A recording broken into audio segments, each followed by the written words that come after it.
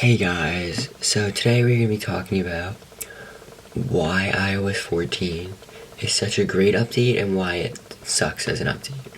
So to start off, why it's great, the new call interface, which allows you to make phone calls and receive phone calls without it interrupting your screen, is great, but it only works when your iPhone's unlocked. So if you go to unlock your iPhone, which you can do, it dismisses the call entirely and kind of minimizes it, so you have no idea it would still ring instead of hiding like usual if it was unlocked. So the second thing is that new Siri Ui, which allows you to use Siri without it taking up your whole screen, which is pretty cool, that you can see what is behind Siri if you are using the new version of it. And also they made it a lot smarter too, which is great, and that it can answer more and more questions than it could before.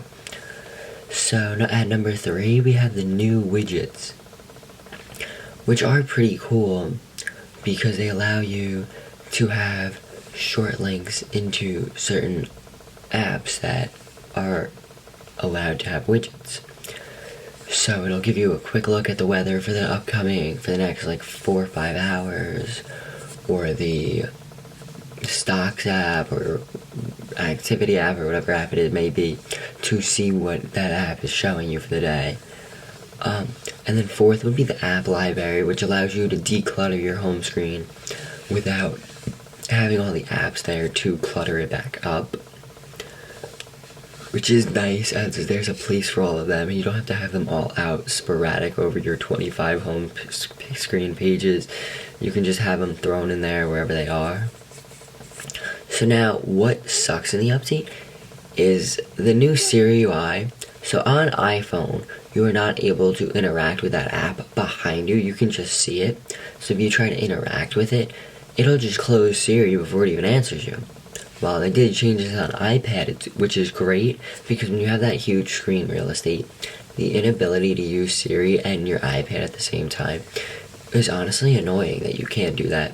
And when you have a big iPhone like the 6.5 inch 11 Pro Max and the soon to be iPhone 12, which is 6.7 inches, you have the screen real estate to continue using Siri behind you, which is just annoying that they don't allow you to use it. And then the second thing that sucks is the widgets aren't interactable. They're essentially shortcuts to that app, which is annoying, because if you're playing music in the music app, you should be able to have the media playback controls right there that would allow you to pause, skip, or fast forward the song. But instead, it'll tell you the last album you recently played. But I don't really think most of us care about the last album that was recently played. We'd rather have the media playback controls right then and there in the app to be able to change them, which is annoying.